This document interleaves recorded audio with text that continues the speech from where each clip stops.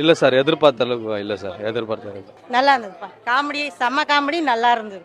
ஃபேமிலியாக வந்து பார்க்கலாம். நல்லா இல்லைங்க படம், தயவு செஞ்சு வராதீங்க. ஒரே தலைவலி வந்தது தான் மிச்சம். படம் பார்த்தோம், நல்லா தான் இருந்தது. ஒரு டைம் பார்க்கலாம், காமெடியாக இருக்குது, ஒரு டைம் பார்க்கலாம். ஃபேமிலியோட நல்லா பார்க்கலாம் ப்ரோ, பார்க்கலாம் ப்ரோ, சூப்பர். படம் ஓரளவுக்கு பரவாயில்ல. படம் சீரியல் பார்த்துட்டு அந்த மாதிரி இருக்கு. நல்லா இருக்குண்ணா. விமல் சார் நல்லா பண்ணியிருக்காரு, புகழனாவும் நல்லா பண்ணியிருக்காங்க. இல்லை சார், இல்லை படம் எதிர்பார்க்கல, வேஸ்ட் ஆஃப் டைம். 2 காஃபி குடிச்சேன், 100 rupees plus ticket, loss of pay எனக்கு தான் 500 மேலே. தயவு செஞ்சு யாரும் வராதீங்க. ஒரு என்ன சொல்றது, ஒரு படமாவே இல்லை இது. அது அவங்க இஷ்டம். எனக்கு ஃபீல் ஆனது இது படம் சூப்பராக இருந்தது. போன இதோட இந்த இதுவும் நல்லா தான் இருந்தது. ஆமாம், புகழண்ணா கொஞ்சம் நல்லா வாய்ப்பு கொடுத்துருக்காங்க. அவர் லேடி கேட்டப்போ வந்து எல்லாருக்கும் ரொம்ப பிடிச்சிருக்கு. கம்பேக்குன்னு சொல்கிறாங்க நிறைய பேர் விமலுக்கு. பட் கம்பேக்கெல்லாம் தெரியல. பட் அவர் 12 இயர்ஸ் முன்னாடி என்ன பண்ணாரோ அந்த மாதிரி தான் நடிச்சுக்கிட்டு இருக்காரு. சூப்பர் சார், நல்லா இருக்கு. காமெடி பார்க்கலாம். ஒன் டைம் பார்க்கலாம், நல்லா இருக்கு, காமெடியாக இருக்கு. இல்லை தெரியல, படம் பிடிக்கவே இல்லை சரியா. அந்த படம் ஒரு பார்க்கணுன்ற மோட்டிவே போயிடுச்சு, தூக்கம் தான் வருது. தேசிங்க காமெடியே இல்லைங்க, அது ட்ராஜடி மாதிரி கடுப்பேத்துற மாதிரி காமெடி பண்ணியிருக்காங்க. நல்லாவே இல்லை இந்த படம். தேசிங்க ராஜா படம் எப்படி இருந்தது, ஓரளவுக்கு நல்லா இருந்துச்சு.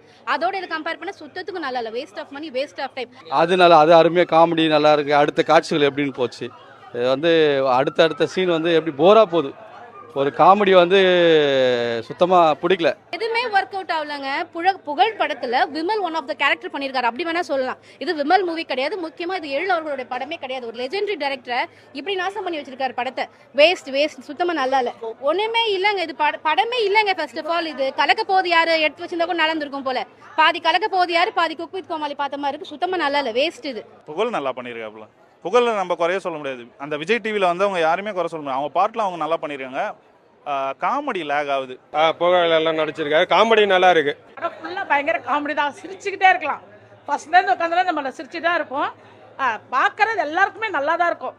காமெடி குழந்தைங்கள அதான் சில விஷயம் சாங்கில் கொஞ்சம் அந்த இதுக்காக தான், மற்றபடி ஒன்றும் கிடையாது. எல்லாம் நல்லா இருக்கு, சூப்பராக பண்ணியிருக்காங்க. எனக்கு ரொம்ப பிடிச்ச சீன் புகழண்ணன் வந்து ஜீப்பில் வரும்போது சுற்றிக்கிட்டே வந்தாங்க, அது காமெடியாக இருந்தது.